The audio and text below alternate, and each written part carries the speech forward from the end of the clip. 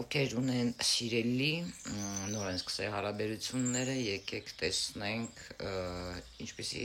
փոփոխություններ է սպասվում ձեր հարաբերությունների միջև, հա, հարց այսպես նայեք, ուղեք, ինչպիսի հարաբերություններ են սպասվում ձեր եւ ձեր սիրելիի միջև։ Եվ ես սկսեմ կանխատեսել, ինչպիսի հարաբերություններ է սպասվում քո եւ սիրելիիդ միջև, ովքեր ուղղել են հարցը։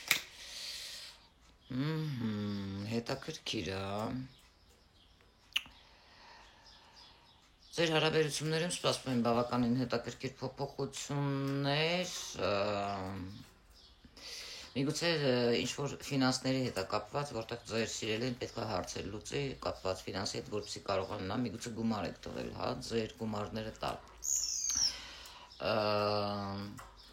Ես համարում եմ, որ կոնկրետ ձեր հարաբերություններում կապված ռեսուրսների, ֆինանսների հետ է լինելու, որը կարող է հետագայում ստաբիլիզացնել ձեր եւ կայունացնել ձեր ֆինանսային վիճակը, եթե դուք գումար եք տվել եւ սպասում եք այդ գումարը նա պետք է տա, նա հիմա ինչ-որ մեկի հետ այդ խնդիրներն է լուծում, որ շուտով դուք կիմանաք։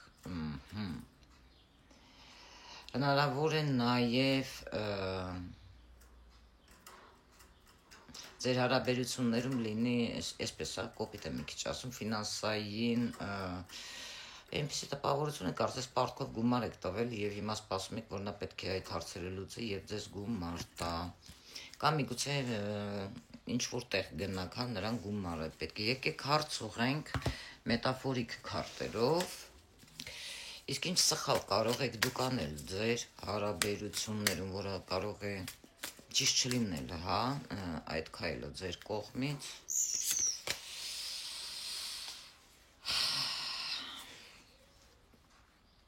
Ինչ պետք է, ինչ սխալ կարող եք անել։ Ես կարծում եմ դա կապված է ձեր անցյալի սիրո հետ, ձեր սիրելի հետ հարաբերությունները, որտեղ դուք միգուցե կցանկանայիք, որ լիներ այնպես, ինչպես անցյալում էր, հա, մենք տեսնում ենք այստեղ եւ մտածելով, որ ֆինանսները կարող է հարցեր լուծեն ձեր կյանքում, այդ հույսը ունենալով, բայց ես կարծում եմ դուք դա բավականին մեծ սխալվում եք, դա ինքնախաբեություն է։ Իսկ ինչը ճիշտ որոշում կարող է լինել ձեզ համար, ամենաճիշտը ձեր հարաբերություններում,